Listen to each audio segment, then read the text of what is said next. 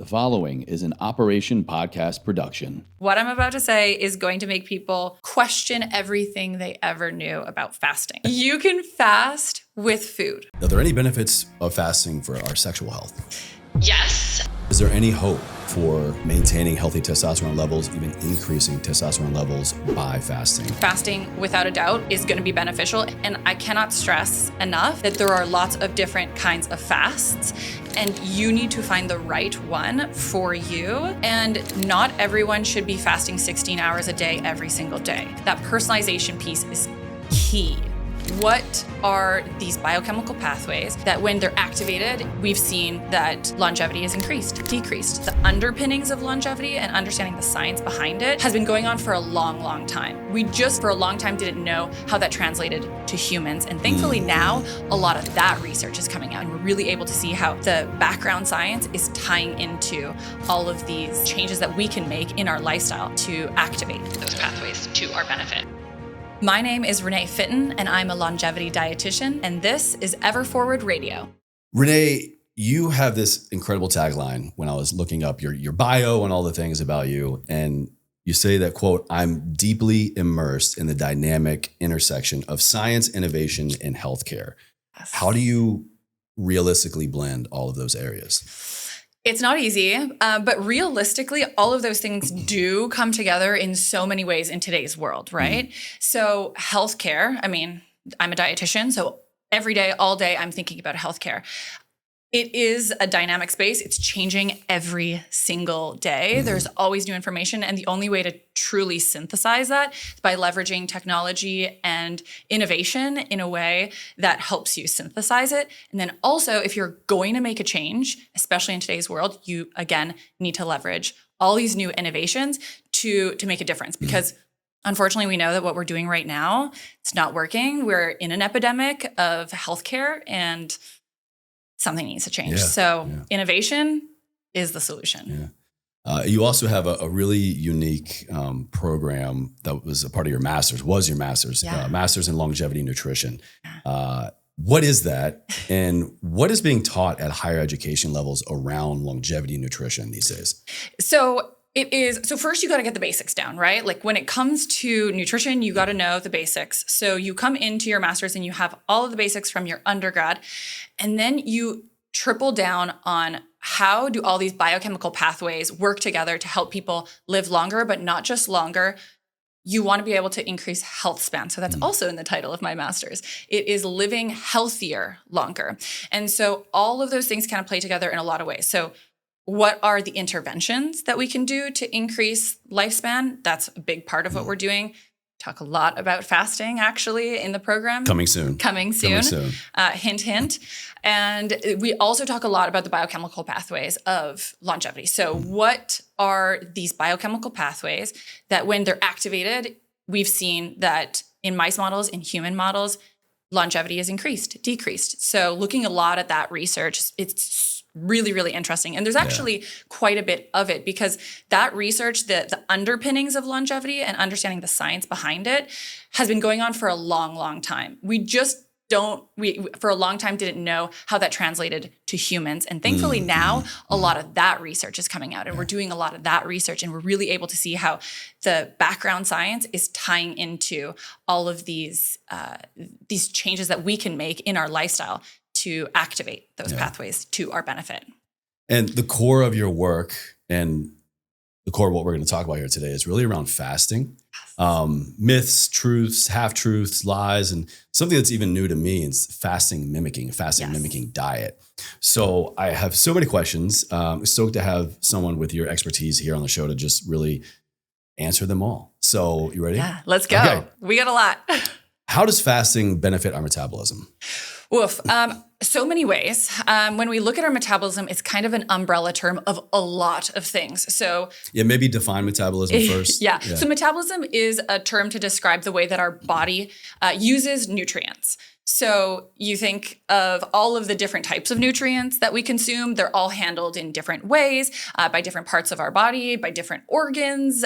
So it all kind of comes together to produce our metabolism that burns fuel and uses it for energy. So it it could be really complex, honestly. And there's so many pieces to that puzzle. So that's a really big question. How does fasting impact metabolism? It impacts it in a lot of ways. But I think the one that people usually come back to is going to be blood sugar regulation and insulin resistance. And those are two big parts of metabolism, and also some of the parts that in today's world we have managed the most poorly so far. So what about brain health? How does fasting benefit our brain? Oh, I love this one. I think there's so much potential in this space right now. We see a lot of research with fasting and Alzheimer's, especially because, and I'm getting ahead of myself, but the generation of ketones, it's a fuel that our brain really likes to use. And so there's a lot of opportunity there. Not to mention, when we look at things like Alzheimer's, it is sometimes called type 3 diabetes. So,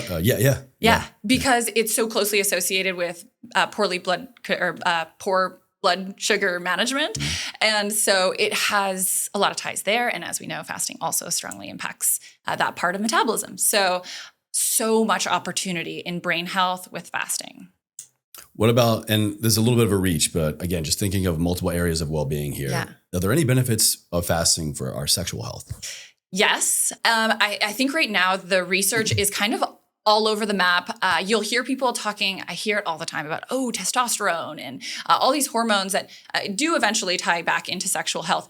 But one of the biggest impacts on sexual health and one of the biggest causes of erectile dysfunction is actually significant weight gain or obesity.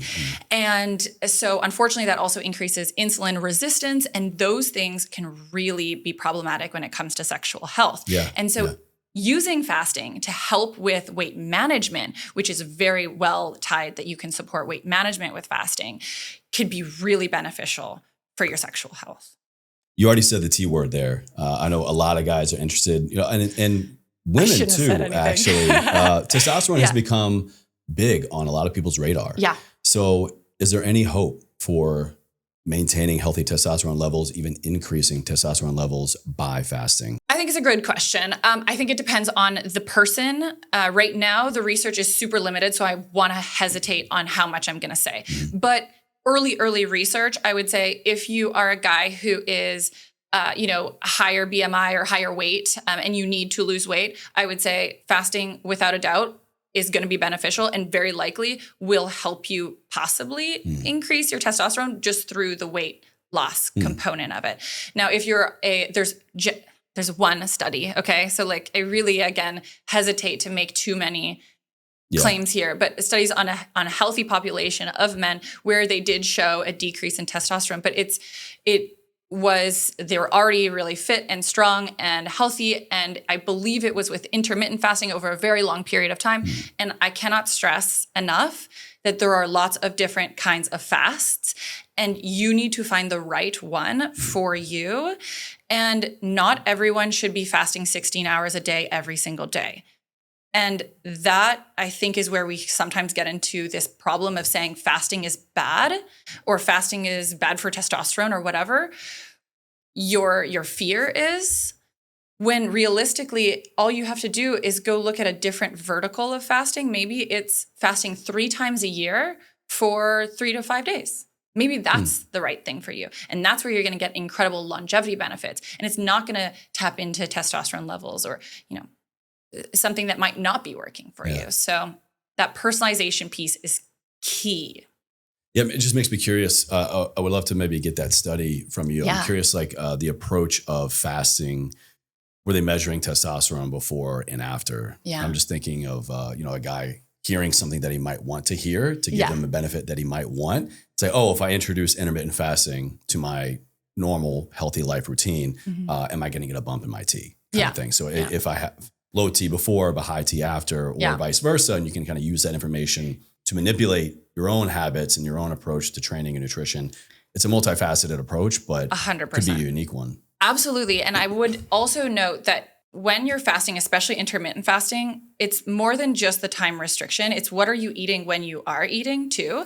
And if you are looking at studies that didn't do any assessment of what you were eating when you are eating, then you are only getting a very small piece of that picture. So for any research, whether we're talking about fasting research or any research in nutrition, you really have to carefully read those articles. You can't just read the abstract of a nutrition article. You have to read the whole thing. And I'm sorry, it's not going to be fun. And that's what our master's program really taught us how to do. Exactly. I don't know about yours, but yeah. Exactly. Yeah. Read the whole thing from beginning to end. Go hunt down what they're saying and what they actually did, and put on your critical thinking hat and think about all the things that they didn't measure, and then make an assessment if you feel like they did a good enough job or what you can safely assume from that study, recognizing that there's going to be pitfalls to any nutrition study, and that's it's the field of science that I love the absolute most and also hate the most. Yeah, it's like looking at a study for something that is of interest to you that maybe you're looking to change in your life. But yeah, it's a study of 500 senior citizens, and you're a 23-year-old African-American woman, you know, and there were no minorities in the report or anything like that. So it's really kind of just, you gotta know what you're looking for to find what you're looking for. You kind of already touched on this, but I think it's a powerful question to really drive home. Is it more important what we eat or when we eat? I'm going to say they're both equally important. But if I had to pick, I think you can do a lot more wrong with what you eat than when you eat. And so that's, again, like putting a gun to my head telling me I have to pick, right? Yeah. I really think that they're equally important in so many ways, because if you eat in the wrong time windows, you can do a lot of damage. And we've really started to understand circadian nutrition, meaning like eating according to your body's clock, which all of our bodies have a clock. Your chronotype. Exactly. Yeah. And recognizing what that is. And it turns out there's not a lot of variability in chronotype. Like there is some, don't get me wrong, but like we're all pretty darn similar in terms of like typically when the sun goes up and typically around when the sun goes down. Like that's, we want to be living kind of around that clock. And so when we live within those boundaries, our body is really, really happy and will do a lot of great work for us. And our metabolism is going to work better. And it's just so many wonderful benefits to eating within a really chronological time window can be beneficial. But what you eat, of course, there's no getting around that. If you eat in a perfect window, but you eat a bunch of Oreos and junk all day. But they're vegan. So they're healthy, right? Yeah, it's true. Cool. And there's so much stuff that you can have in that window and just completely derail. So they go hand in hand. You have to do both. It's a lot of these questions I recognize are hard to really just, question, answer, because I always, in so many of these interviews, I go back to kind of, health coach hat chase. And I think about if I had a client in front of me, a patient in front of me, 9.9 out of 10 answers would be to any question they had or any idea we had for their wellness would be, it depends. Right. It depends. But also putting that hat on, like my clinician hat, it's what are you going to do? Right. What's the goal? What are you going to do? What are you going to stay adherent to? Exactly. That's the most important thing. Yeah. And so with anything in nutrition, what are you going to do should be the very first question you ask yourself, because I can tell you to fast. I can tell you to cut your window to whatever my suggestion is. But if you're not going to do it, I'd rather focus on something else because I want to do what you're excited about, what you're going to work on. And then what you will inevitably find is that when you do this thing that you're excited about and you achieve it, you're going to want to do the next thing. And then you're going to want to do the next thing. Yeah. And it's just going to keep compounding until you are an entirely healthier, happier version of yourself from taking this one little step that you thought maybe wasn't going to do a difference. It's true. It works, so everybody. I promise. It does. So I think some other common questions that people have around fasting are, does water break a fast? Does coffee break a fast? Because these are the things I think a lot of people are reaching for when they wake up or just after a long period of time with not eating. So are they undoing the fast basically? Yeah, a great question. So the important thing to recognize is, what is your definition of a fast, right? And my definition of a fast is a cellular fast. And all the research that has been done over the last 30 or so years in understanding what our cells are looking for when we're in a fasted state versus when we're not in a fasted state, they're looking for very specific things. And essentially there are alarm bells on our cells that will trigger if there are specific nutrients in specific amounts. And So we're looking at what those specific nutrients are and if they've been present in any given amount.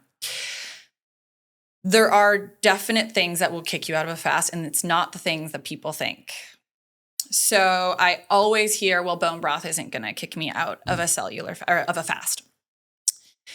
Bone broth is packed full of amino acids, which it will not spike your blood sugar. It will, you're not going to get kicked out of ketosis, but it will kick you out of a cellular fast, meaning you will not be able to activate that deep cellular cleanup, the autophagy, some of those really incredible benefits of fasting that we can reach. So bone broth, that's a no. Water, I'm fine with it. I know some people like to do their dry fast, but it's not going to kick you out of a cellular fast, and it's not going to kick you out of ketosis. It's not going to do any of that. You seem kind of hesitant to say water.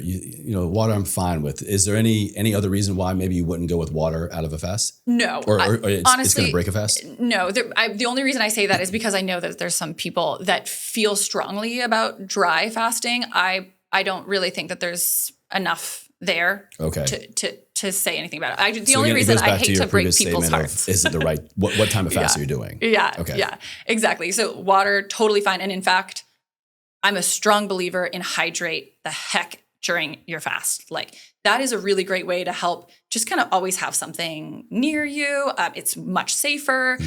So many benefits to having water during a fast. So water, absolutely. Coffee. Coffee is a fun one. Coffee won't kick you out of ketosis. It won't. Black coffee? Black coffee. Very important. Thank you for that distinction. Black coffee won't kick you out of ketosis. It won't spike your blood glucose. It's going to be okay, especially for like those shorter fasts. But if you are trying to reach autophagy, there is some very early mice model studies that suggest that very, very high amounts of caffeine can trigger one of our nutrient sensing pathways, PKA, one of them,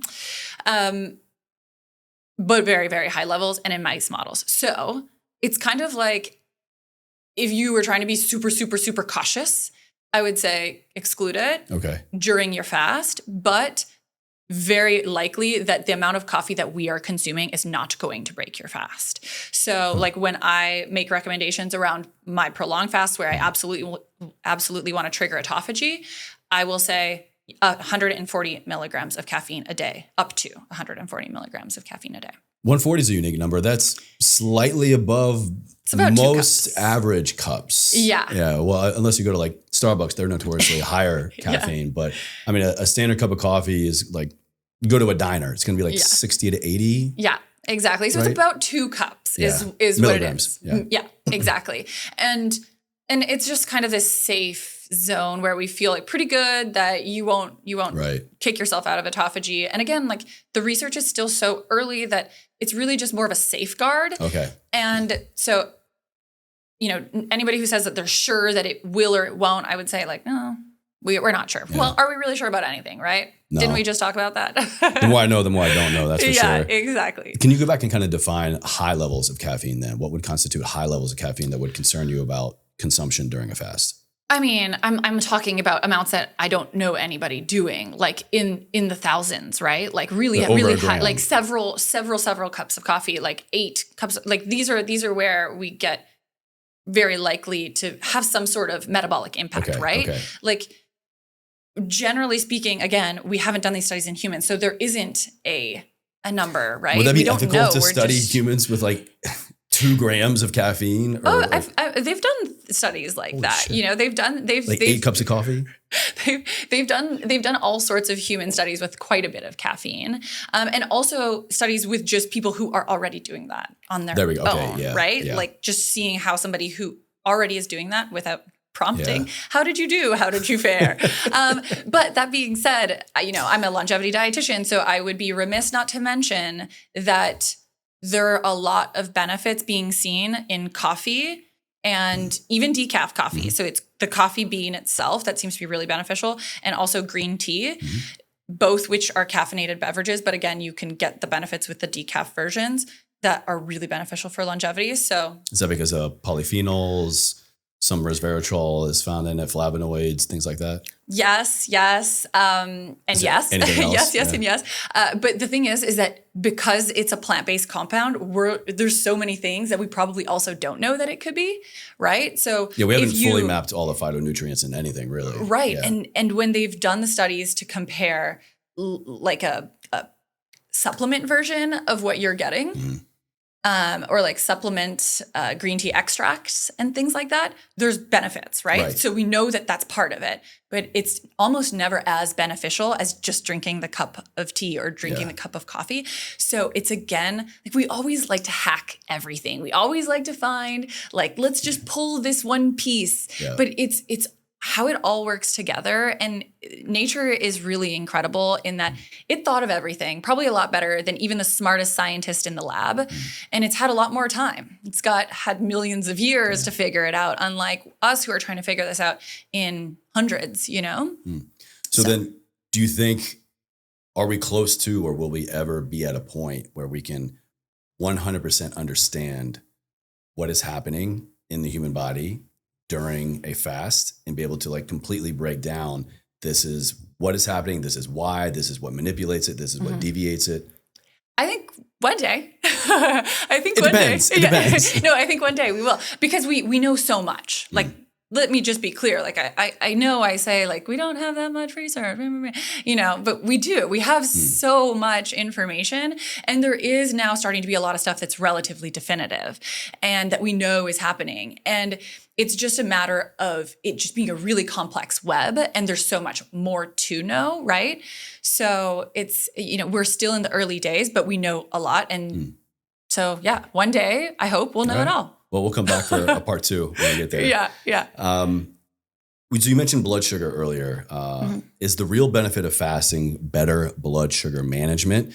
And if so, can't we just monitor our nutrition to control for excess carbs, sugars, things like that to get the benefit instead of fasting? Okay, so if the only benefit was blood sugar management, sure, but it's not. There are so many more benefits. And in fact, I would argue, well, depending on the person, for some people where blood sugar management is out of control, that is the very first thing we should be tackling. Absolutely. But for those where our blood sugar is already healthy, you should still be fasting, the right kind of fasting, periodically to get the other benefits of fasting, like the longevity benefits, the skin health benefits, the gut health benefits, all of the other benefits that are permeating our system beyond just blood sugar management. But yes, blood sugar management is huge and really important, and especially important for patients with type 2 diabetes and things like that. There's this really incredible new program for patients with type 2 diabetes that are looking to reverse type 2 diabetes. And let me just reiterate, reverse, right? So this is not just get your blood sugar in control with a bunch of meds. This is, let's get off of those meds, let's get your blood sugar in control, and let you be in diabetes remission. Well, isn't that already possible? With nutrition, yes, absolutely. We already do that, Yeah. But you're doing saying it uniquely through fasting. With fasting in a really short period of time, and not having to change your diet every single day. How short a period of time? So the studies that are being done right now are with 5 days of a fasting mimicking diet once a month for 6 months. That is a total, by the way, of 30 days of intervention. So within 6 months, theoretically, someone could go from having type 2 diabetes to not. Yes. Wow. Everybody's different, right? And these are studies with like about 100 people. But just, by the way, a pretty good study in the nutrition world. It's not amazing, but it's pretty darn good. And these are patients that are later stage in type 2 diabetes, and we're seeing some really incredible results. So when we're talking blood sugar management and metabolism, I think another hot term right now is metabolic flexibility. Yes. So can you define that for us, please? What is metabolic flexibility? And should the general public, does it really matter to me about what fuel source my body is primarily using? Okay. Yes, it matters. Absolutely. And it matters no matter who you are, because metabolic flexibility is your ability to switch fuel sources. And so what the heck does that mean? Your body usually will use sugar first because it's really easy to use. But when we are in a fasted state, it has used up all of the sugar that we have, all that glucose stores that we have, and then it'll switch to burning fat for fuel. And this switch and the ability to switch back and forth is known as metabolic flexibility. If you can do that, you are metabolically flexible. If you can't do that, it's because you have trained your body to just live in this sugar glucose state the whole time. You're not able to switch. And that, if you're just staying over here, leads to insulin resistance and some of these problems that we're seeing actually happen a lot, unfortunately, in especially the US right now. So you want to let your body be able to switch back and forth comfortably between these two fuel sources. And also, of course, there's benefits to using ketones occasionally and things like that. So there's plenty of reasons why you should do it, but it is important, and it's important for everybody. So is it just a matter of, I'm right-handed and I want to start writing left-handed? All right, body, go from sugar to fat. Can we really get to a point to where we can just go, all right, now I'm switching over? I love that analogy. I'm going to steal it. So thank you. Yeah. Of the left-handed versus right-handed. It is kind of like that. If you've been right-handed for all of this time, and that's the only way you've been writing, and now I tell you, well, you kind of have to care about both hands. So start writing with your left hand. It's going to take you a hot second to start writing well with that left hand. It's going to be uncomfortable. You're not going to want to do it. The body does the exact same thing when you ask it to switch fuel sources. So if we never really let our body go into a fasted state, and you can get into a fasted state, like you can start getting there at about the 12-hour mark, okay? So you haven't eaten things for 12 hours. Unfortunately, in today's world, almost nobody is even fasting for 12 hours because we eat so late into the night. Yeah, I was gonna say, I feel like that's just like a great long night's sleep with a few hours padding after dinner. Right. But how many people are doing that? And there's this, I really love this study by the Salk Institute where they were measuring circadian patterns, and they were asking people to just take a picture of everything that they ate throughout the day, just to like assess timing of eating. And you look at the graphs and it's wild. It's just people are eating all day, every day.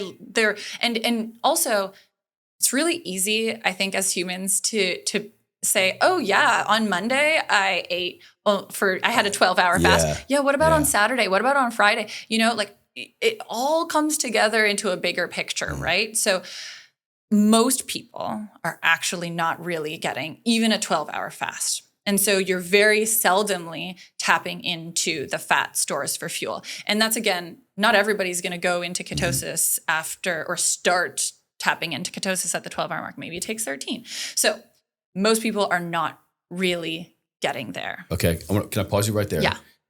Just to kind of drive home a couple of those points. So I'm hearing, is 12 hours the minimum we need to be fasting, general public, to get the benefits of fasting? Part two is the real first benefit of fasting after 12 hours, or at least 12 hours, is getting into ketosis. Is that what I'm hearing? Okay. Yes, in some ways. So 12 hours is where you are going to start tapping into some of the benefits of fasting. So is that when we switch over fuel sources, sugar to fat? Yeah, okay. Exactly. That's when we've probably tapped out on our sugar reserves. So first we use up everything that's just flowing in our blood. And then we go to our liver where a bunch of sugar is stored and we start using that up. And usually around the 12-hour mark, that's where we start tapping out in what's in our liver. It might take a little bit longer than that. Everybody's a little bit different. Also, how much you ate before might play into this as well. So it's a very loose number. But around that 12-hour mark, that's when we start switching over and we start thinking, okay, the body starts thinking, I need to start looking at fat for a fuel source because I don't know if there's going to be more sugar coming. Okay. And I'm also hearing in that it's more of a process after 12 hours. It's not 12:01. Okay, start burning fat. Exactly. Okay. Yes. I'm going to use this for a couple of things, but the analogy of a dimmer switch is really nice Perfect. here, right? Yeah. So slowly increasing and kind of like a dimmer switch that's a little stuck at the bottom and then really fast at the top. So, and then can you please go back and pick up, is it really the first primary benefit? Well, we've already kind of established switching from sugar to fat burning. Is it then ketosis? Yeah. So now we go from sugar to fat and we're triggering ketosis. Ketosis is really beneficial. There's a lot of great benefits to being there. Is it the only benefit? No. Is it the major benefit? I'm not going to speculate. There's another really big one that I would say is way up there. And in fact, sometimes I don't know if maximizing ketosis is like the main goal. We just want to get there because we want to trigger autophagy, that deep cellular cleanup. And ketosis and autophagy, while they oftentimes happen together, are uniquely different. And you can be in ketosis and not trigger autophagy. Ooh. I think a lot of people are getting their feathers ruffled after Yeah, exactly. that. But I got the science. All so, right. And I want to get into autophagy specifically in another section here coming up. But just a couple other questions, I think, and these were all kind of just top of mind for me and just kind of looking at other, honestly, pieces of content, health, wellness influencers, doctors, literature, that kind of just stood out to me as what I believe to be a lot of the top of mind questions when it comes to fasting. So 2, how long is too long to fast? And actually, we already kind of covered, the minimum 12-hour kind of being the minimum. Yeah. So let's just go with how long is too long to fast? Great question. It depends on what type of fasting you're doing. Are you doing dry fasting? Are you doing water fasting? Are you doing fasting mimicking? The more you add, the safer it becomes, right? Okay. Like dry fasting should not be done for very long. We don't last very long without water. And dry fasting and is honestly, I meaning don't recommend it. So let's just be nothing. clear. I don't recommend dry fasting. I'm not a big proponent of dry fasting. It's not super safe. Have water. So water fasting, I would say, like, realistically, we don't recommend that people do it if you have any sort of safety concerns. Like over 2 days of water fasting, they generally recommend that you're doing that supervised, actually. I see a lot of clinics doing it now, like 10-day, 30-day water fast. Exactly. And if you're water fasting, definitely. If you're water fasting, we don't recommend anything over 21 days because then you're definitely plummeting. Like you're absolutely going to tap into your muscle stores and things like that. There's this case study of this man. I wish I remembered his name, but he was this Italian man. He was about 300, 400 pounds and he fasted for a year. I've seen this. Yes. Yeah. And so he lost a lot of weight and he probably lost a ton of muscle too, but he came out actually healthier in a lot of ways on the other side, but also, like it's not safe. And it's really like he had all of this store that he could burn fat for fuel for all of that time. Most of us are not going to have that situation. Yeah. And so it is, you really, realistically, I do not recommend fasting for anything longer than 5 days. And that would be like a total fast, like or any kind of fast. I would say any kind of fast. So even fasting mimicking, 5 days max. There may be some cases where we might extend it to 6 days, but it's within that 5-day range, right? And that is because a lot of research is being done on the refeeding phase. So sure, you've done all of this cleanup. What is happening after that? And the after that part, the rebuilding part, is as important, if not more important, than the cleanup part. Because you can't just get rid of all the junk and not replace it. You need to replace it, and that's the refeed part. So too much of a good thing can be a bad thing. Yeah.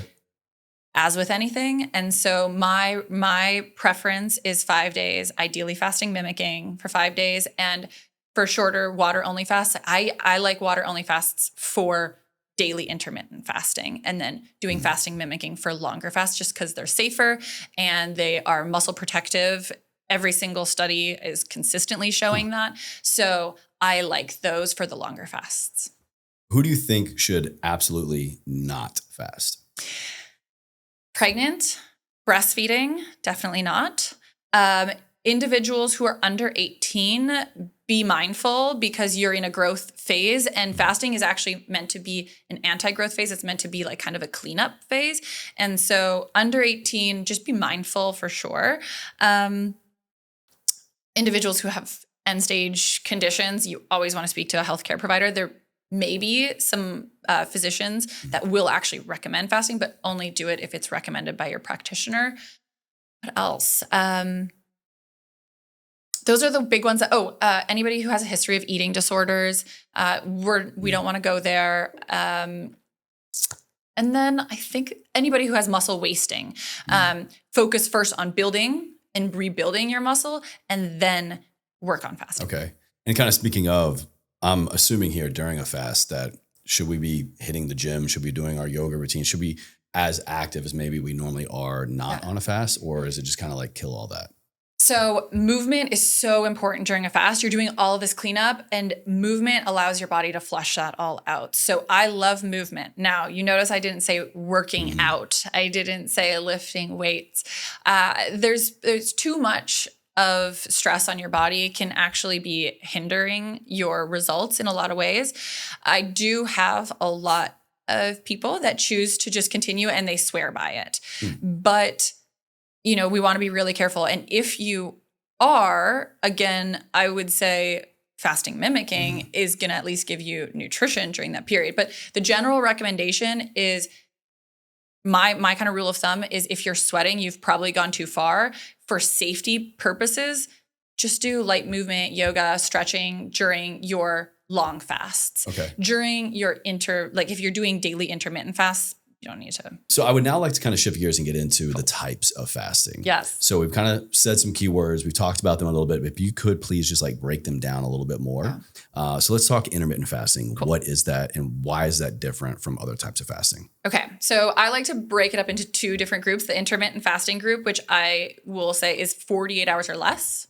So a lot of people are surprised by that because they think of 16 hours of fasting like daily, but even like a 1 day fast or even like a 2 day fast or less is going to be an intermittent fasting window. Would that be a dry fast or water fast? Consume water. Okay. Water fast. You're just not consuming calories. You're not consuming calories. There are now fasting products that you can consume that will keep you in the fasted state for those fasts. And those ones definitely don't bother me and this is me personally. I'm not bothered by adding in like the bone broth and all those things that I said break your fast during those shorter fasts that are 24 hours or less, because the main goal of those fasts is ketosis. Right? Like it's about that metabolic flexibility. It's about switching fuel sources. So as long as you're getting that, I think you're getting a lot of the benefits of those shorter fasts. Now, fast grouping number 2 are going to be these prolonged fasts. These are fasts that are over 48 hours. And that's a very important time flag because at 48 hours, that's when autophagy is significantly stimulated. And this is where we start getting that deep cellular cleanup. And this is where a lot of those things that can stop autophagy, like bone broth, et cetera, are going to be hugely problematic because they're going to trigger those alarm bells on the cells. Okay. So these prolonged fasts are so important. These are the ones that I think everybody should be doing a few times a year. There's very few people that I don't think should be doing that. 1 5-day fast every 3 to 4 months. It's got me thinking. I've never tried a fast like that for that long. Yeah. I've done intermittent fasting for periods of time. And for me, that was 16, 18 hours tops. Yep. But going 5 days, multiple times a year. Yeah. That's a commitment. Absolutely. And in fact, I don't recommend anybody does that with water only because 1, almost nobody's going to do it. And 2, there are certainly safety issues. As I mentioned a little earlier, I wouldn't recommend 2 to 3 days water only fasting unless you have medical supervision. So what is the option? The option is something called fasting mimicking. And it's where you can consume food every single day, all day, and your body still believes that you are in a fasted state. And that's because all that research that went into figuring out what triggers those alarm bells on the cellular surface or what triggers those nutrient sensing pathways, we've figured that out and we know how to trick our body into thinking that there's nothing there by just not putting in the nutrients that are triggering those alarm bells. Okay, we're going to get to the fasting mimicking later on. That's going to be my big cliffhanger for everybody towards the end, so you got to stick around. Okay. So I want to talk about one more question around intermittent fasting, and then I'm going to get into a couple other areas. But for each one, if you could unpack for us a little bit, who would really, not who would benefit most, but besides maybe measuring, besides getting a lab draw before and after, besides maybe getting a ketone meter or a glucose monitor, and really getting at those biometrics, what can I realistically expect to feel before and after to kind of get that more qualitative feedback of, oh, this is for me, or I'm feeling better. This is something I want to introduce into my routine. Yeah. Great question. So it's really tough, especially when I mentioned autophagy, which is you can't measure that. Yeah. You can measure it in the lab, and we have, but we can't feel autophagy. You can't feel it, right? But you can see your cells in one very specific place, and that's your skin. Your skin is, of course, made up with tons of cells, and it's something that we see every day. And so I tell all of my patients to take a picture of their face before they start and take a picture at day 6 when they're done their 5-day fasting mimicking program. And the difference is incredible. The inflammation in their face is almost all gone. It is, their skin is more hydrated, better texture. All of these. How's it more hydrated? We're consuming water, right? This is just intermittent fasting talking. Yes, okay, absolutely. But also, if you think about it, when we're working at the cellular level, there's all of these things in your cells that usually will help you, metabolize and help your body achieve all of those things that it needs to achieve, including hydration. So when you are cleaning up your cells, your body's able to do a lot of things better. And that includes hydration. So while we don't know the exact pathway as to why we see the improved skin hydration, that is my assumption. It's that because we're working at that deep cellular level, it's impacting so many aspects of our health.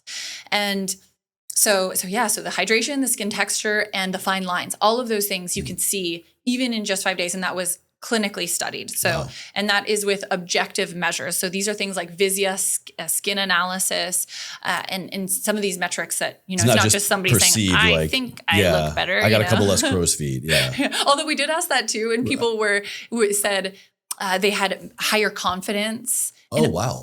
All of these other just more subjective measures, which, we can't scoff at that either. That's pretty cool. So not only do you recognize it, not only do you feel better, but also we see it objectively. So all of it comes together to be really positive. So that's one thing that I think is easy to do, just to see it right away, but you will be able to feel it as well. When we shift into ketosis, so first, if you've not shifted into ketosis, we talked about that left hand, right hand situation where it's tricky and it's uncomfortable. You might feel a little bit uncomfortable in the early days, but what inevitably will happen is come day 4 or day 5, your senses are heightened. I will smell things so much more vividly. Every color is brighter. It's so wild. It's like, why is that? Yeah. So we think. Do we know why? So there's something called keto euphoria, which is it's essentially just the way that we feel when our brain is on ketones, kind of thing. So we think. Yeah. I'm on mine right now. Ketone IQ. Yeah. Yeah. So it's interesting, and especially when your body's making your own endogenous ketones, it's really impressive what it can do. So. With intermittent fasting, can we use things like electrolytes, salts, sodium, potassium, magnesium? It's a great question. So, my short answer is going to be yes, but when you're on a fasting mimicking program, it's already defined and you already are getting a lot of those electrolytes as part of it. So no there, but when you're doing your own daily fasting, yes. Yeah. And it can be really helpful. Fast, does it? No. Okay. Well, depends what electrolytes you're using, right? Like if they have a bunch of sugar in them, and some of them do. So, read your labels, right? Yeah. But if it's pure electrolytes, generally not. Okay, good to know. Water. Talk to us about water fast. What is it? What are the parameters? Who should do it? Who shouldn't? Yeah, so water fasting, I would recommend it only for the shorter fasts, right? Our intermittent fasting land. I think that people who are looking to lose weight, this is a really great space. I don't recommend that people do long-term intermittent fasting. So I'm talking 16-hour fasts or more. every day, I don't recommend that for the long term, because it also is stress inducing. It puts a stress on your body. And that stress is called a hormetic stress, which is essentially a positive stress.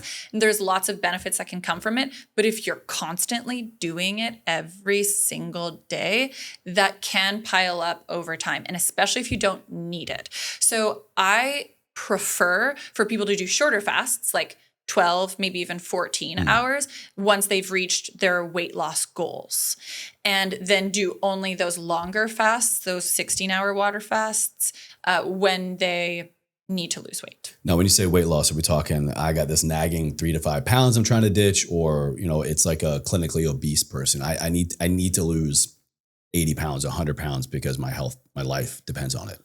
Both. I think both are going to be beneficial here. For those nagging 3 pounds, that can be all sorts of things. So I would try it and see if it works. And if it doesn't work in the first, I would give it 3 weeks. It's probably not for you and you don't need it. Like there might be something else that you can do to support with that. It might be build muscle, go to the gym and do, heavy weights. Stuff like that can be really helpful for those last 3 pounds, but try it. Okay. I want to jump in on something else there. I think there's a lot of confusion around the health benefits, particularly the weight loss benefits of fasting, particularly intermittent fasting, because people struggle with getting their appropriate amount of daily caloric intake in that new shortened window. Yeah. So people go, oh, intermittent fasting worked for me to lean out, to lose these 5, 10, 50 pounds, whatever. Yeah. But it's really just that you wound up dropping 800 calories a day because your fasting eating window was so short and you just couldn't fill it. So is it the fasting or is it the caloric restriction? Both. And so caloric restriction is inevitably going to be beneficial in weight loss. But also don't forget, when we are doing these 16-hour windows, we are tapping into fat burning. And so we are still getting some additional benefit. So the research here is still like a little bit, there's some that will compare a hypocaloric dieter where they just shorten the calories to an intermittent fast, and they're equal in the calories, and they see where was their better benefit. And I've seen it go both ways. Okay. So there's so many other variables in there probably. Exactly. But so I've seen it go both ways. But the other thing is what is easier for you, to go on and track every calorie every day, or to restrict your eating window? So whatever works for you, do that. It depends, everybody. It depends. Yeah, but I will say, like, you can't forget that with intermittent fasting of over that like 12, 13, 14 hour mark, you are starting to tap into that ketosis, and you are starting to work on that metabolic flexibility. And I do see benefits there. So even if you're just fasting for 12 hours, just get there. Because there's lots of different ways to fast for any given amount of time, right? Because you can just eat from breakfast to lunch, or you could eat from lunch to dinner. And those are actually two very different fasts, and they can have different results because of the way that our hormones work throughout the day. And again, I will come back to that internal clock. It's like clockwork. The way that our hormones go are the same pretty much every single day. When we wake up in the morning, cortisol goes up. It helps us get up and it helps us be alert when we wake up. And then at the end of the day, our insulin doesn't work as well to help our body uptake sugar. So for those two reasons, it's more ideal to shift your eating window to eat earlier in the day and stop earlier in the evening, just because our body just functions better when we're eating in those windows. And they're going to do more for you, and your metabolism is going to work better at consuming those calories and consuming that food if you're eating it in that window. Okay. Related but side quest here on that, because you bring up an important aspect, and that's hormones. Yeah. Is there any detriment to long-term hormone health by long-term fasting? We don't know, but we do know that long-term fasting is not really fully studied enough. There's been kind of information coming in both directions, which is why I don't recommend long-term everyday fasting. There is the risk that consistent stress all of the time is going to be deleterious or problematic. And so it's just follow your body, listen to your body, know when it's time and know when it's not time.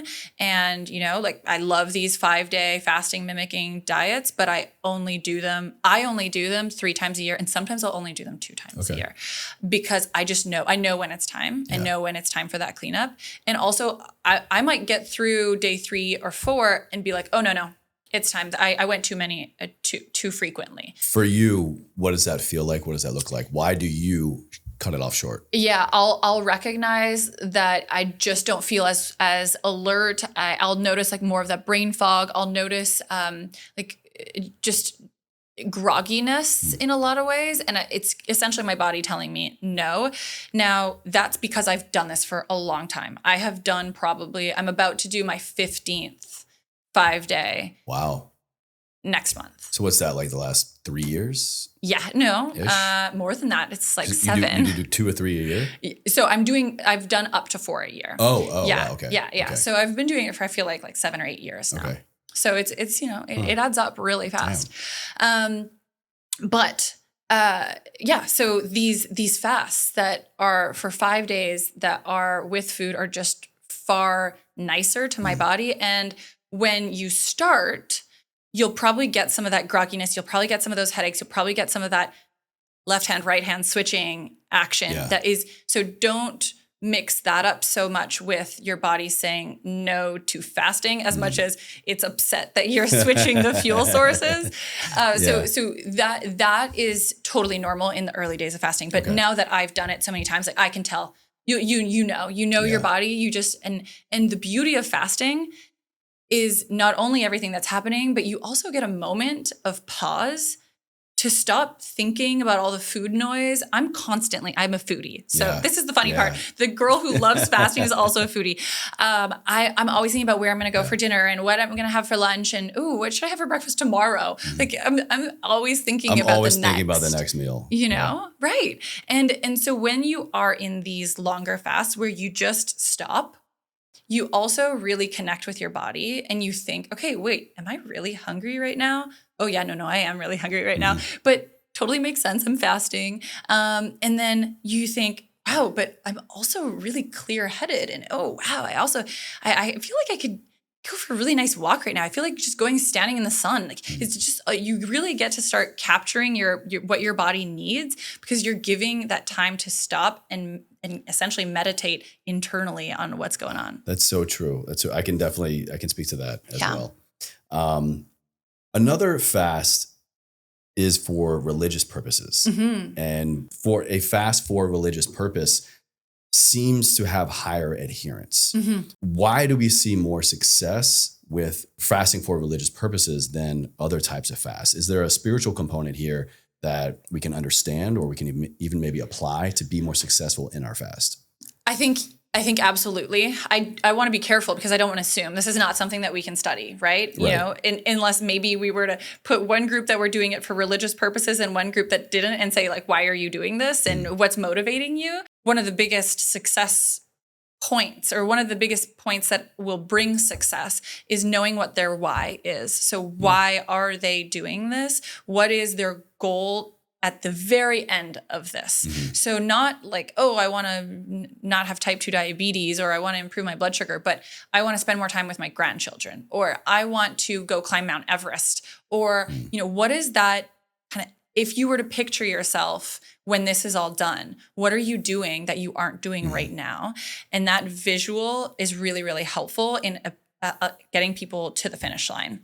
Yeah. And so I think that possibly for those who are doing it for religious reasons, they also have that why. They have that reason why they're doing it. And it's for, higher power or, whatever's motivating them through that. And also community, right? They're doing it as a community. That's such a great other point. Yeah. Most likely they're not doing it alone. Talking about religious fast, I actually found this really interesting study about fasting for religious purposes that kind of shines a similar light to blue zones. It was talking about Church of Jesus Christ of Latter-day Saints. Yeah. This was a study of almost 500 patients from hospitals in Utah. Church of Jesus Christ of Latter-day Saint followers reported routine fasting exhibited significantly lower weight and lower fasting glucose levels, all great things we talked about earlier, as well as lower prevalences of diabetes and coronary stenosis. Seventh-day Adventists emphasize a healthy diet and lifestyle overall. So I think that's an important thing to note as important expressions of their faith, and they live approximately almost 7.5 years longer than other white adults. Yeah, I love those studies. There's also a group, I believe they're also Seventh-day Adventists in Loma Linda, California, which is another blue zone. And it is, when we look at the blue zones, it's not just one thing. And I think that's something that we always need to tie back to. It's not just what they're eating, but it's that community The one piece. through line for every blue zone is community. Yeah, exactly. And I love that. I mean, how nice is it to know that if all we did for our health was go hang out with a friend, like that would be beneficial for our longevity? Awesome. Well, think about it. I don't know about you, but every time I hang out with my people, Yeah. I leave feeling so much better. Exactly. And that could be maybe we got a salad or maybe we crushed a pizza. But there's just something unique about enjoying what you do with people that you love. Absolutely. Which is also why if you're looking for a way to volunteer in the world and kind of make a difference, doing some of like the senior citizen support where you go and visit people and go spend time with people, that can be such a powerful way to support people's health and obviously their mental health, but even their longevity in so many ways, because that sense of community and that sense of being together, we don't all have that. And going to find ways to support other people in that way is really, really powerful. And now if we go do that while fasting, it's like bonus points, right? Bonus points, absolutely.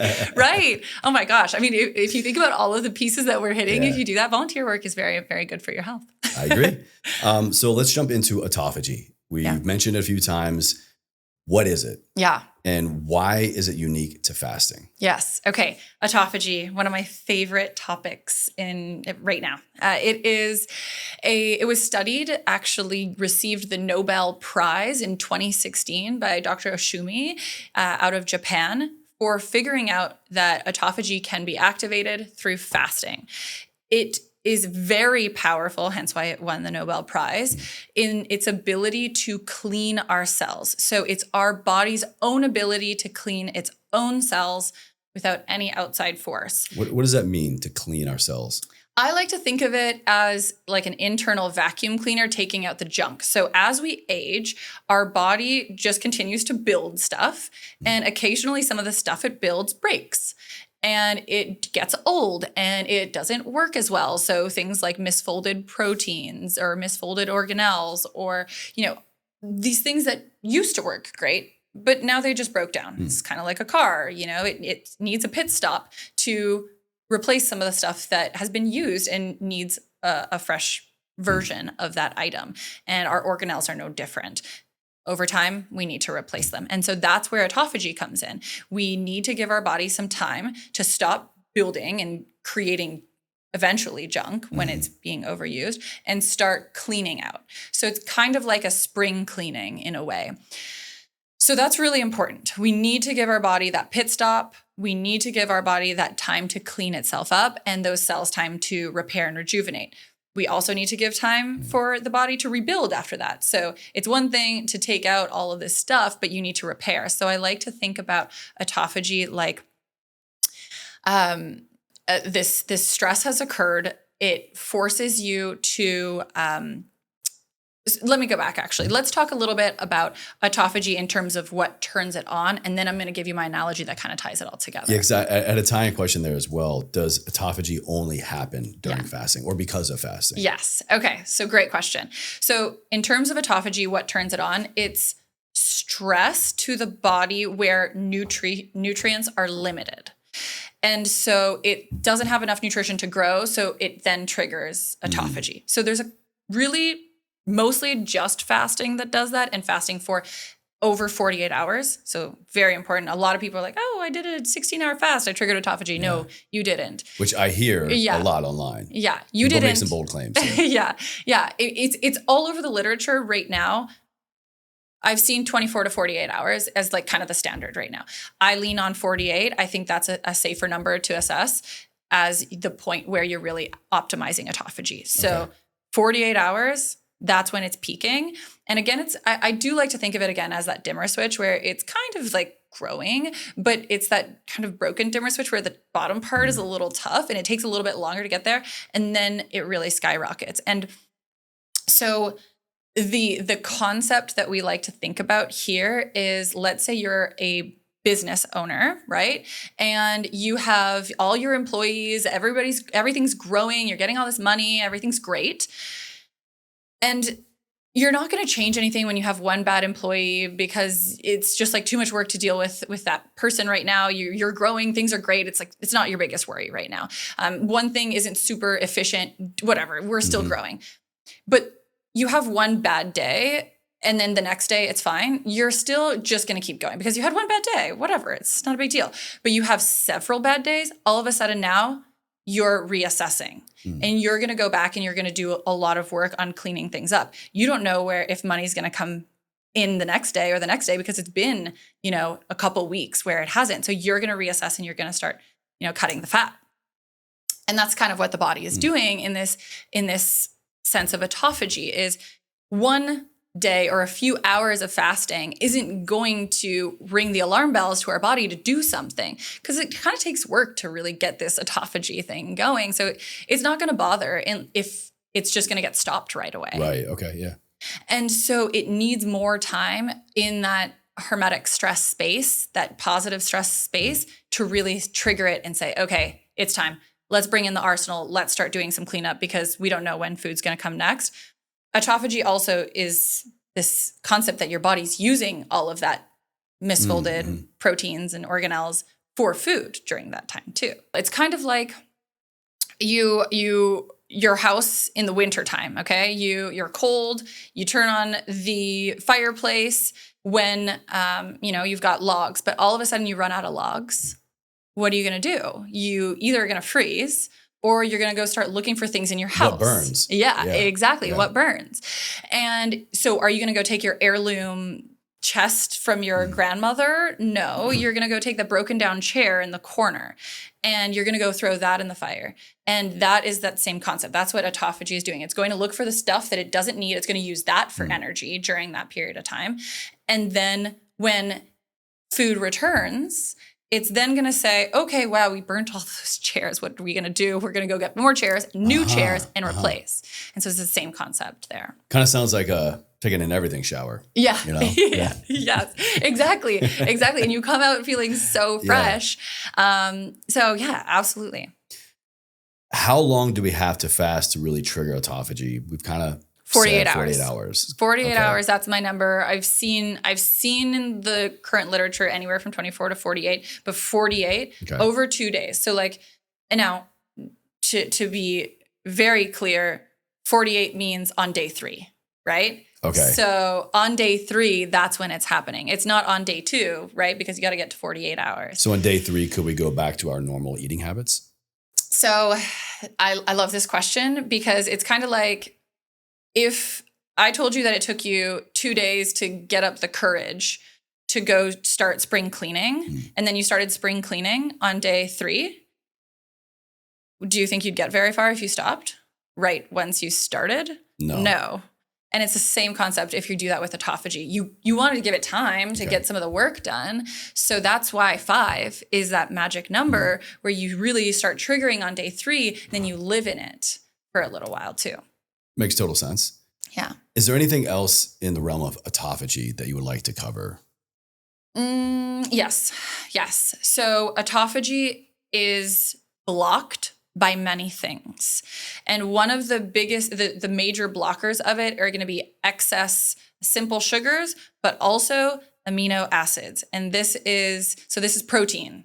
Okay. So when we want to trigger autophagy, we have to be very careful not to excessively consume protein. We want to keep that really limited and ideally even make it just plant sources because they have different amino acid compositions that are less likely to trigger autophagy. Right. Okay. Autophagy is blocked by something called mTOR. It's one of those nutrient sensing pathways that I've been talking about. You may have heard it. It's kind of starting to get a little bit more buzz around it. mTOR is really important in longevity, in trying not to excessively spike it all the time. But also when you spike mTOR, you stop autophagy. It increase mTOR, decrease autophagy. It's like just this marriage that doesn't work so well. This is I think the main mechanism we look at of all the mice science around longevity, but humans too and fasting, and humans too. Okay, yeah. Now we're seeing it in humans too. So it started actually in yeast. When I tell people, like, hey, protein in this specific case, like people have such a strong tie to protein these days, and there's so much conversation around protein these days. So sometimes when we say limit it during this time, people get really upset about it. So I always want to tie back to the science. This is why. And it's because mTOR is especially triggered by amino acids. And if you trigger mTOR, you are going to inhibit autophagy. So if you want to get those deep cellular benefits, which I cannot stress enough are some of the biggest reasons why you would do a long fast and are the real benefits of doing a long fast, be really, really cautious about not inhibiting autophagy from things that don't inhibit ketosis, but do inhibit autophagy. Okay. Definitely some things to be mindful of there. Yeah. Also, I've heard a lot of different points around what to do. What are the best ways to transition out of a fast? People will say you go just water, then water and electrolytes, then water, electrolytes, bone broth, or just bone broth, or coffee. Start with only liquids and then ease into soft foods. What is the best way, again, for the general public to transition out of a fast? Great question. It depends how long you've been fasting. Like if you're just doing a 16, 14, 12-hour fast, probably honestly do anything. So if I'm just intermittent fasting, my next meal can be just whatever. My typical normal next meal. Your body hasn't really had that much of a break that it's going to be shocked by the next item that you present. Okay. Now, if you've fasted for even 24, but definitely in these 3-5 day ranges, right? You want to be very cautious about what you return to your body. Your body's super clean. And I will be the first to say I have had a burger after a 5-day fast. You get on day 4 and you're like, what am I going to have on day 6? It probably just hits so much harder. It is awful. Yeah. You didn't want to be around me after I did that. It was awful. That burger ruined me. Really? It ruined me. I was expecting the opposite. Like you're just so like, oh my God, this burger is the best thing ever. You're so hungry. Oh no. It was so bad. And I felt so sick. I've never felt so sick. And it's because your body is so clean. It knows exactly what the heck it wants. It doesn't want a bunch of, unfortunately kind of junk. It was a good burger. Okay. And so, you really do want to transition and ease your body back in, because when you have that burger, it's got to do a lot of work in a lot of ways that it hasn't been for the last few days, and it doesn't like it. And it knows that that isn't quite the thing that it's looking for to use as fuel to rebuild from everything that it just broke down. It all comes back to metabolism, right? Yeah. If we're going from like everything we just talked about, the benefits of fasting, to then just flooding our system and demanding heavy metabolism, then it's like, is it undoing everything, or we're just like negating some benefits? It's definitely not undoing anything, because you've done I cannot stress the power of autophagy for 3 days. If you live in it for 3 days, like you've done a lot of really, really good work, and it's hard to undo it. And in fact, we've seen studies where they check back in 3 months later when people go back to a regular diet. They've done absolutely nothing else other than a 5-day fast for once a month for 3 months. Check back in, and we see like about 75% of all those benefits maintained. You've done absolutely nothing else. Like that's pretty crazy. So you have a bad meal here or there. Like that's kind of the beauty of these long fasts, is that you can have some indulgence here or there. And like, don't we all want to hear that we don't have to be perfect all of the time? You can go away on vacation and have a little bit of an indulgent weekend. Awesome. Like let's give ourselves that flexibility and that ability to do that. And these deep, deep cleanups put you in a place where you can give yourself that flexibility, which I love. But in terms of that transition day, not the day to do it, not the day to do it. The transition day, just gradually return. And I do agree very much with this kind of return to solid foods. So I do find that generally people like to start with softer foods in the early part of the day, especially if you've done a fasting mimicking diet where you are consuming food, which again, I strongly recommend. The transition day is really quite easy. You should still gradually transition back to regular eating, but your body has been consuming and metabolizing food over the last 5 days. And so it's a lot easier to return, and you can do that all in one day. Now, if you were doing water-only fasting for that time, you would hopefully be medically supervised, and they'd be telling you exactly what the heck to eat. And but it would very likely be gradual return to solid foods, not high amounts of like saturated fats, not high amounts of processed food, not high amounts of artificial sugars or even refined sugars. So, all the stuff that they kind of like say, hey, watch out for. Those are the stuff. The good old-fashioned whole foods. Yeah, exactly. Exactly. And ideally, especially again, for those 5 days, I would also say on that first day, limit your animal protein again, because again, we haven't been triggering all of those pathways, and just a gradual return. Okay. I want to get into one other area, a benefit that I think a lot of people look to fasting for, and that's immune health. Before we get into having you explain this fasting mimicking diet we've been teasing this whole time. Yeah. And especially when it comes to water fasts, I think there was a documentary on Netflix or saw something online. A lot of people going to these longer fasts and even longer water fasts because they have cancer or they're really, really focused on boosting immune health. And no matter what they're doing for whatever reason, unique to them, is not working. And I'm going to share a study. Again, I'll link this for everybody on the show notes, talking about using fasting with women with breast cancer and this incredible follow-up years later. And so bear with me, there's a little blurb here. Quote, using data from the National Health and Nutrition Examination Surveys, we have shown that each 3-hour increase in nighttime fasting duration was associated with significantly reduced odds of elevated A1C, blood sugar, so prediabetes, diabetics, things like that, and significantly lower CRP, C-reactive protein, which is a big marker for inflammation in the body, lower CRP concentrations in women who ate less than 30% of their daily calories after 5 p.m. They then went on to publish an analysis of the nightly fasting interval in almost 2,400 breast cancer survivors, which is a huge population for a study. And their data shows that cancer survivors who fasted less than 13 hours per night during the 7 years of follow-up had an increased risk of recurrence. To their knowledge, this is the first human study to demonstrate an association of prolonged nightly fasting with a clinical outcome.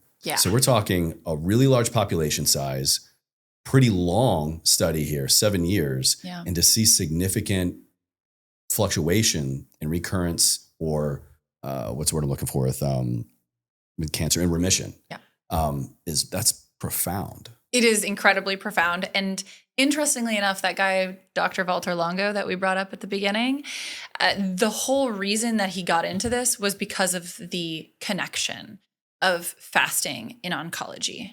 And there's so much research now in this space. Now, I want to be very careful here because cancer is a very complex disease and not all cancers are the same. So we have to be very cautious that while fasting might be showing as beneficial in one population, it may not in others. So there's actually quite a bit of research in the breast cancer space. I'm seeing almost a lot of the research happening there, and a lot of it is really exciting and really beneficial. We even are seeing it being leveraged in treatment, showing that pairing fasting during treatment reduces the symptoms of chemotherapy. Really? So making it more, doable and comfortable, which you can imagine it certainly is not. Oh, yeah. So whatever you can do to make it better, that's really interesting. And then, of course, now there's starting to be some outcomes data that are really, really exciting. There's going to have to be so much more research and in so many cancers, but it's really, really positive research coming out there. And we think that it's happening for so many reasons. I like the study that you shared here because they're specifically talking about nighttime fasting. And that's kind of what we were talking about earlier. And this is very likely heavily in women just because of the occurrence of breast cancer is far more in women than in men. Yeah, it was a shut off of 5 p.m. Yeah. Yeah. And so that is not like an absurd fasting window, right? And specifically in the evening where when we have that reduced impact of insulin, that difficulty in absorbing glucose in the later evening. And so it's probably also supporting that metabolic health. And we know that cancer also is very closely tied with our metabolic health. So it's kind of like a nice big lead domino, a lot of other positive physiological effects that contribute to being a better cancer fighter. Right. And I mean, especially in this one, which especially what they were measuring was the rate of reoccurrence. This is also kind of just a general study of what is your health in between, right? And so there's a lot of things that you can do to prevent reoccurrence, nutrition being a major one, but fasting and like being chronologically mindful of when you're eating, certainly playing a part into that too. Yeah. Okay. I feel like the part that we've all been waiting for, I've been waiting for, and I know is your jam. Yes. Also just like so well-versed in fasting. This has all been very informative for me, and I hope the audience as well. So thank you for everything so far. Fasting mimicking diet. What is it? And is it as beneficial as traditional fasting or the other fasting methods that we've already talked about? Great question. Okay, so what is it? Let's start there. Fasting mimicking is the idea and actually the science, because it's been researched quite heavily. There's over 40 clinical studies just in fasting mimicking diet coming out of USC and some of the top research institutions. I was able to find quite amount. I can't talk. I was able to find a lot of fasting mimicking diet studies, way more than I was expecting. Yes. Yeah, exactly. And now it's really starting to blow up. So all sorts of people are starting to like really get into this fasting mimicking space because we see such great outcomes that people are really starting to catch on. Yeah. And they're the leading researchers, the top impact factor journals. So this is really strong science. So I cannot reiterate that enough because what I'm about to say is going to make people think, what the heck? What I'm about to say is going to make people question everything they ever knew about fasting. You can fast with food. What? Yeah, you can get all of those benefits of fasting. You can trigger autophagy. You can get into ketosis with food. And I don't think necessarily getting into ketosis with food is like super shocking to people because the ketogenic diet, but autophagy with food is like crazy and unheard of. And all of the benefits of fasting with food, it just seems too good to be true.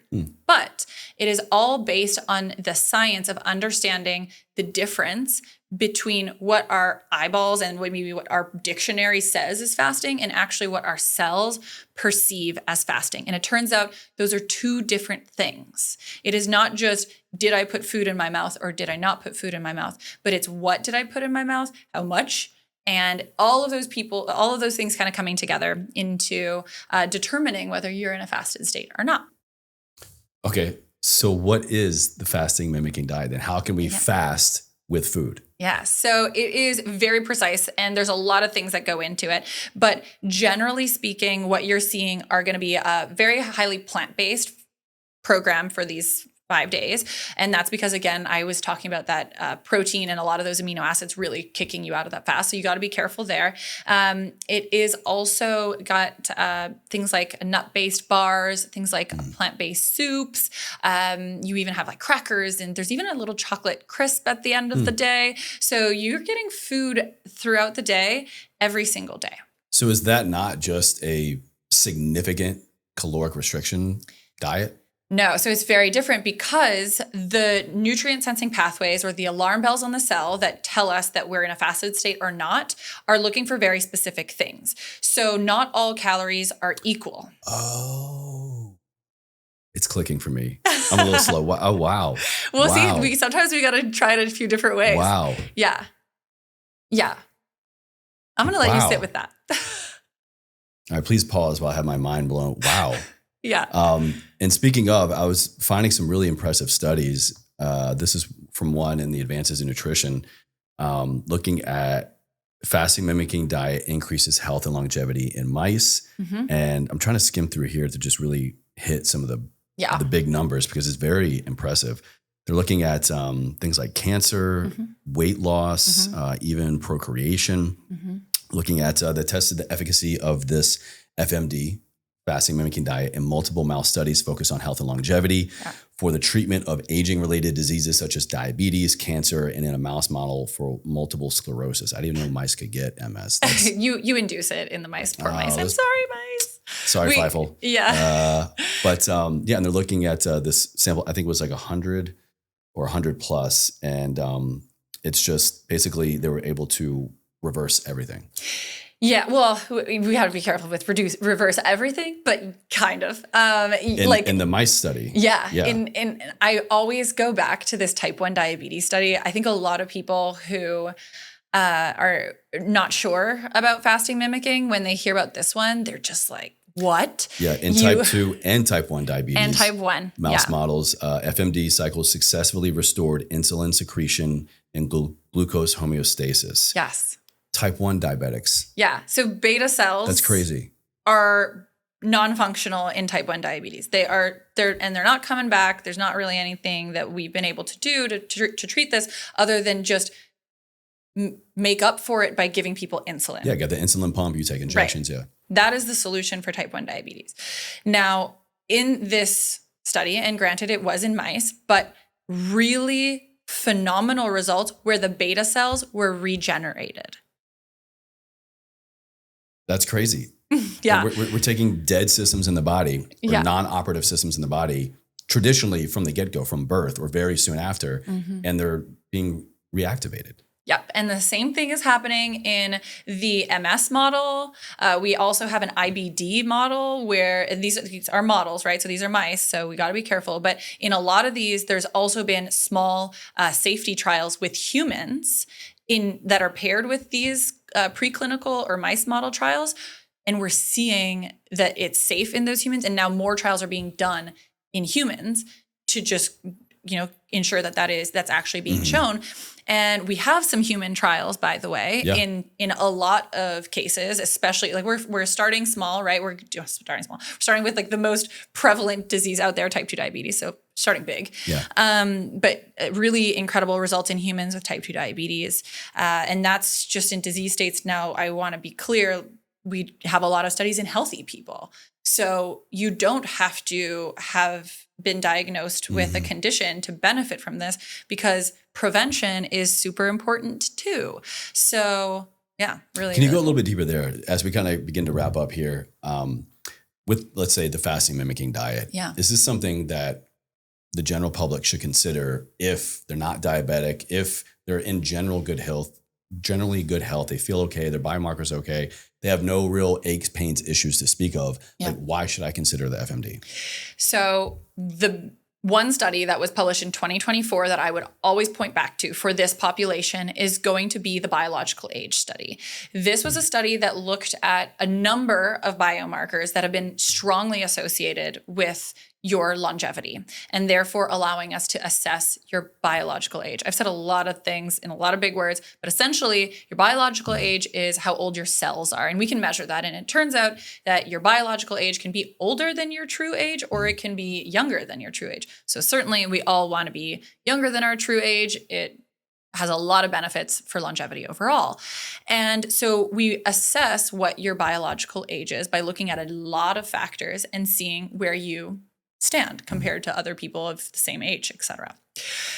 And we were able to show that with 3 cycles of the fasting mimicking diet, that is 5 days of fasting mimicking a month for 3 months in a row, right? So 5 days on, 25 days off, 5 days on, 25 days off, 5 days on, 25 days off. There was a 2.5-year biological age reversal.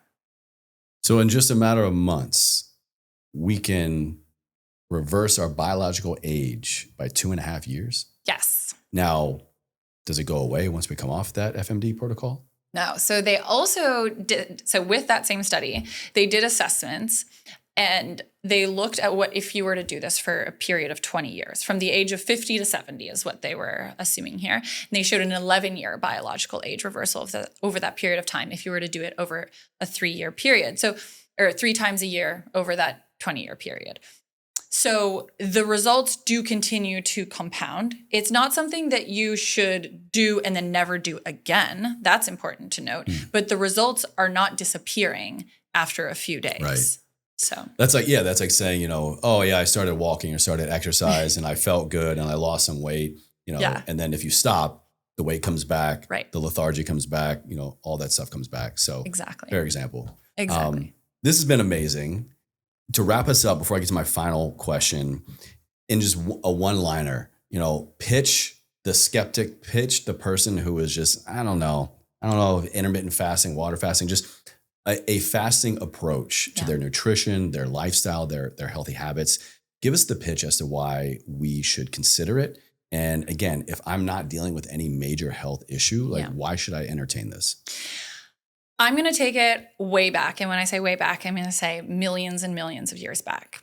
I think we get fooled into thinking that fasting is a fad and that it is new.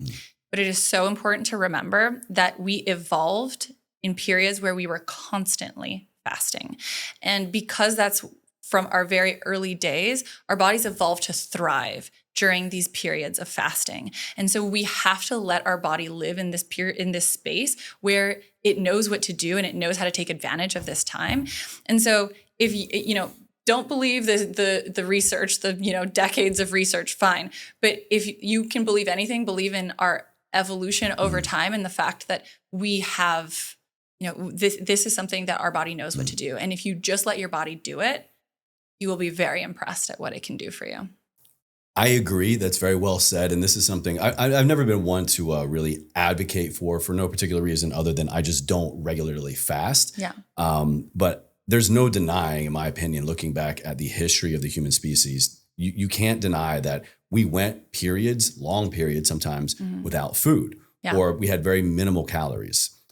We wouldn't be here. You and I would not be here. You would not be here if our ancestors did not fast. Right. Whether that was by choice or by circumstance is a different story, but it's a part of us. It absolutely is. And the beauty is that it's a part of us that we can still tap into and we can still leverage and we can still optimize. Yeah. So let's do it. Let's take advantage of that. And let's keep researching it. Let's keep uncovering more ways to take advantage of it and more ways to personalize it.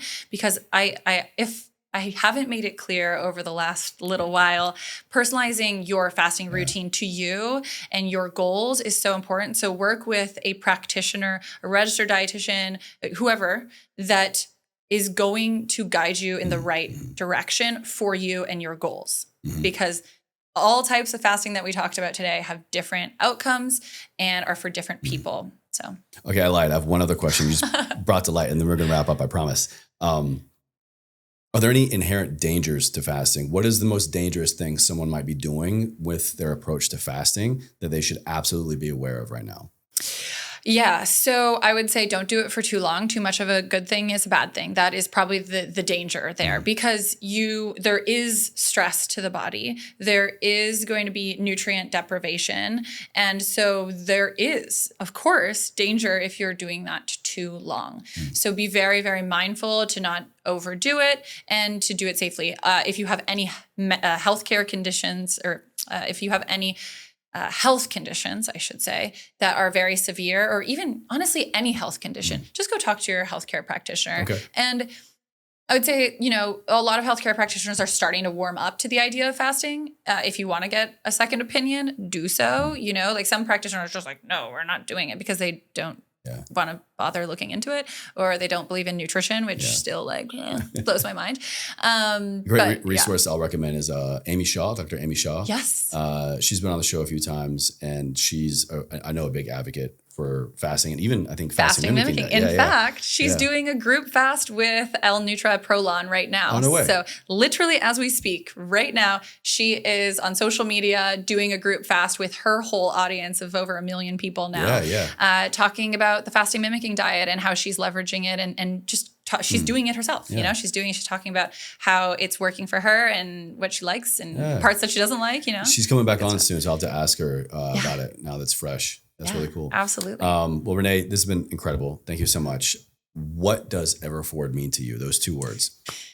You know, this is the hardest question of the whole thing. I wait till the very end.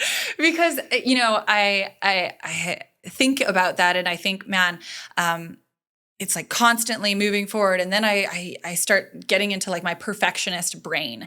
And that is just who I am as a person. And so for me, I have to stop myself and I have to say whatever forward means is progress, not perfection. It is about taking a step, any step, big or small, and just moving forward and not having judgment on whether it was a good enough step or a big enough step or a step in the right direction, you know, just letting it happen and just making the effort and not expecting it to be perfect and not always like looking all the way to the end of this always moving finish line, but like taking it little steps at a time. And that is so important to me because as a perfectionist, it is so easy to get stuck in that type of thinking, this all or none thinking, this perfectionist thinking. You don't need to be there. Just take a pause, take a step back and just think about what's one little thing that you can do to get there. I always say there's never a right or a wrong answer. I appreciate every interpretation. Where can my audience go to connect with you, learn more about your work, fasting, all of that? Absolutely. So you can connect with me on Instagram at Fitton Nutrition. You can also learn more about fasting mimicking now, and it's now available at a company called Prolon. So you can learn more at prolonlife.com. That's Prolon. Yes, like prolong longevity. Yeah, perfect. But it's Prolon, life.com. They also have Instagram at Prolon. Okay. So those are probably the best places to go learn more. You can go look into Dr. Walter Longo. I mean, there's so many places. Go on PubMed and so look many it resources. Up. Again, I'll have a link down in the show notes and video description for you guys. This has been an incredible episode. We've touched on fasting before with some other guests. I think Amy the last time, we've had Dr. Mindy Pels on. But this has been my first ever hour and a half. I'm looking at the clock, just like pure fasting. I didn't know I had so many questions about fasting until I was getting prepared for this. So incredible resource. Thank you so much. I really, really appreciate it. You're probably going to have more questions, so you can always bring I know. back. I've got the wheels are turning, and thank God I don't have the iPad with the keyboard because I was like, I didn't make a note on that. But maybe next time. Yeah, absolutely. It's been such a pleasure to be here, and thank you for having me.